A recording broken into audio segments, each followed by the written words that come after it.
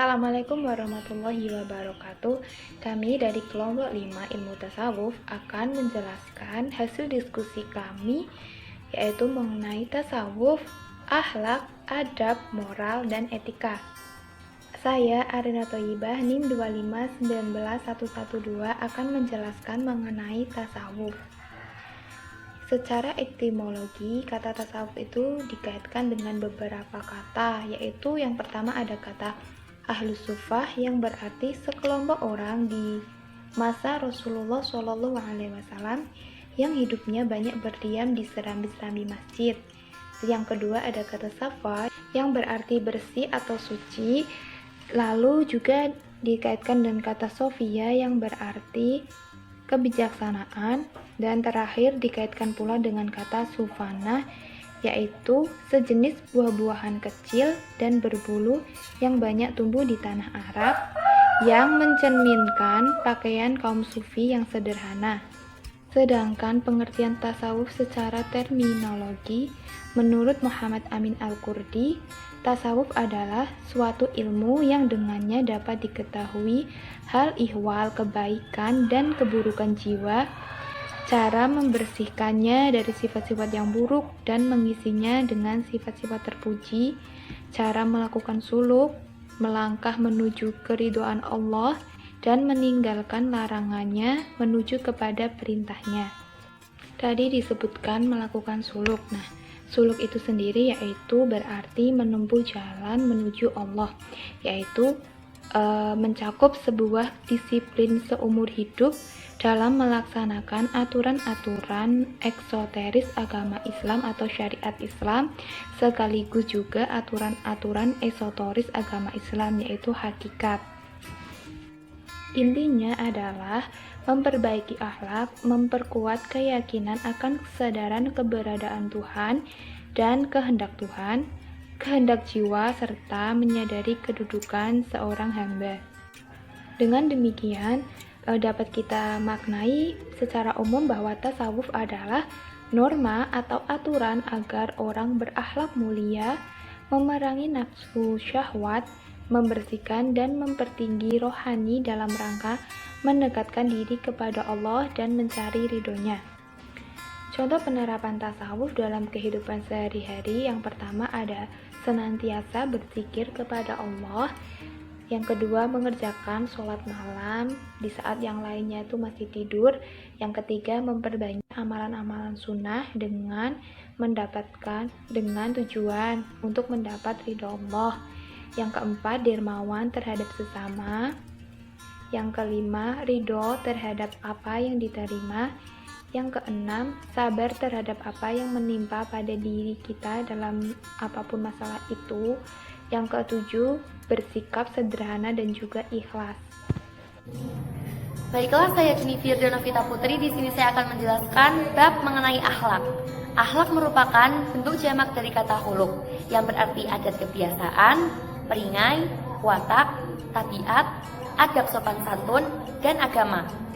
Sedangkan menurut istilah, akhlak adalah sesuatu yang dilakukan berulang kali sehingga menjadi adat kebiasaan yang dilakukan dengan kesadaran jiwa, bukan dengan paksaan atau tanpa kesengajaan. Dalam Islam, akhlak dibagi menjadi dua. Yang pertama adalah akhlak terpuji atau akhlakul karimah, dan yang kedua adalah akhlak tercela atau akhlakul madmumah. Di antara sifat-sifat tercela yang harus dijauhi manusia yaitu hasad, hakob, ujub, buhul, riya, dan lain-lain. Dalam kehidupan sehari-hari, kita dapat menerapkan akhlak terpuji yaitu dengan menghormati yang lebih tua, menyayangi yang lebih muda, bersikap sopan santun dan tidak sombong, rendah hati, tasamu atau toleransi, tidak boleh menghina, tidak boleh saling membenci, dan iri hati. Saya Fitri Nur Istiqomah, NIM 2519086. Saya akan melanjutkan pembahasan mengenai adab. Adab memiliki arti kesopanan, keramahan, kehalusan, budi pekerti, meletakkan sesuatu pada tempatnya, jamuan, dan lain-lain. Dan adab juga bisa berarti kesopanan, tingkah laku yang pantas dan baik, kehalusan budi bahasa, dan tata susila. Menurut Profesor Naquib Al-Attas memberi arti adab dengan mendisiplinkan jiwa dan pikiran. Artinya adalah pengenalan serta pengakuan terhadap realitas bahwasanya ilmu dan segala sesuatu yang terdiri dari hierarki yang sesuai dengan kategori-kategori dan tingkatan-tingkatannya.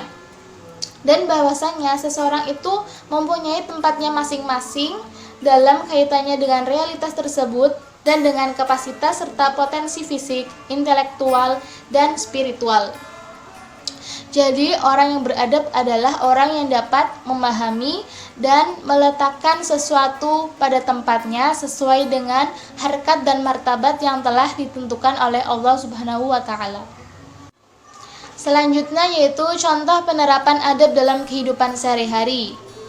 Yang pertama yaitu adab terhadap orang yang lebih tua. Contohnya yaitu menghormati mereka dengan ikhlas, berkata santun, berlaku sopan, mendahulukan orang yang lebih tua, dan menolak dengan halus perintah buruk dari mereka.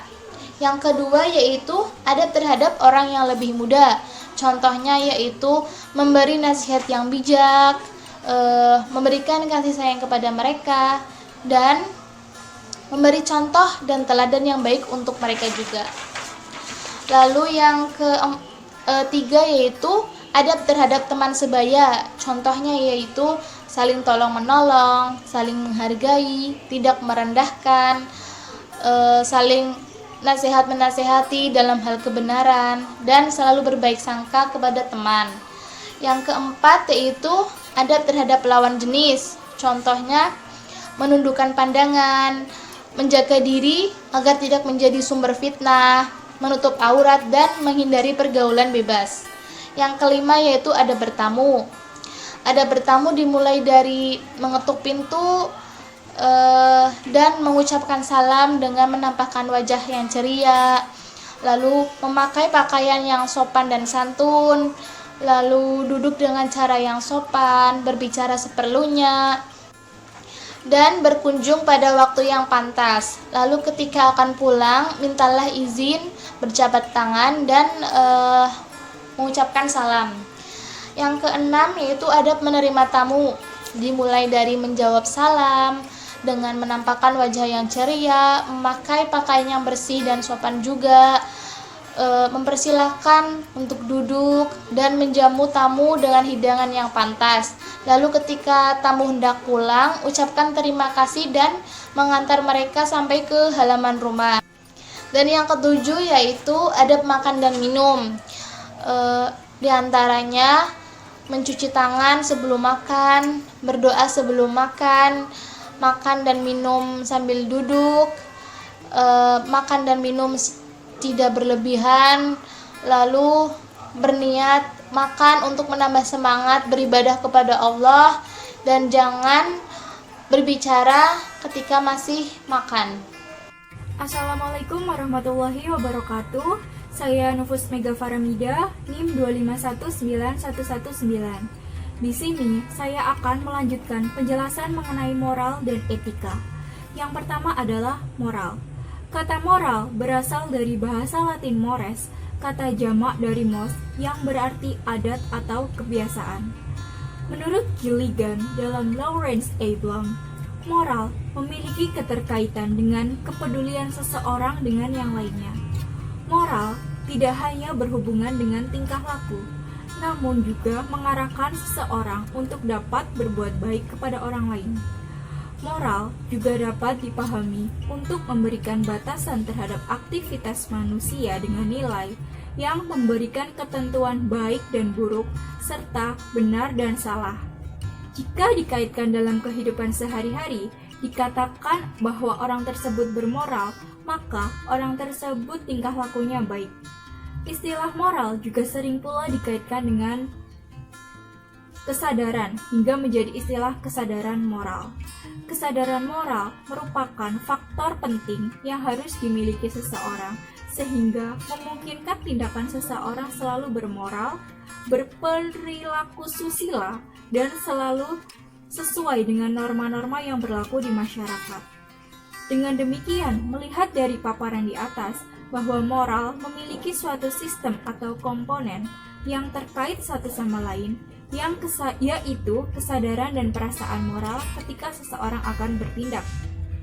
Contoh penerapan moral dalam kehidupan sehari-hari diantaranya kerjasama, toleransi, respect, berperilaku adil, jujur, rendah hati, tanggung jawab, peduli, menjaga kelestarian alam, dan hemat.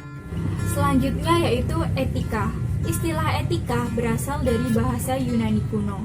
Bentuk tunggal kata etika yaitu ethos, sedangkan untuk bentuk jamaknya yaitu ta, eta. Ethos mempunyai banyak arti, yaitu tempat tinggal yang biasa, padang rumput, kandang, kebiasaan atau adat, akhlak, watak, perasaan, sikap, dan cara berpikir. Sedangkan arti ta eta yaitu adat kebiasaan. Etika adalah teori tentang tingkah laku manusia dipandang dari nilai baik dan buruk sejauh yang dapat ditentukan oleh akal manusia.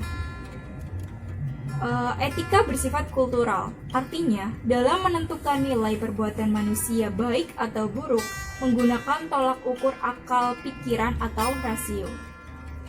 Selanjutnya etika bersifat stabil. Pengertian stabil di sini bukan berarti bahwa etika itu tetap dan tidak berubah. Di dalam kehidupan manusia dari kecil sampai dewasa, etika itu selalu berkembang dan mengalami perubahan-perubahan. Tetapi di dalam perubahan itu terlihat adanya pola-pola tertentu yang tetap. Makin dewasa orang itu, makin jelas polanya, makin jelas adanya stabilitas.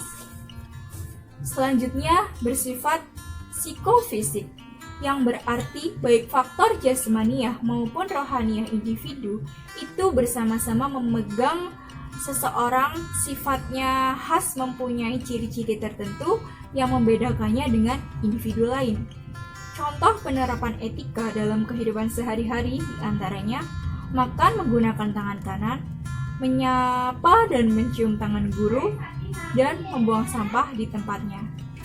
Sekian penjelasan dari kelompok kami, semoga materi ini dapat dipahami dan dapat bermanfaat bagi kita semua. Terima kasih. Wassalamualaikum warahmatullahi wabarakatuh.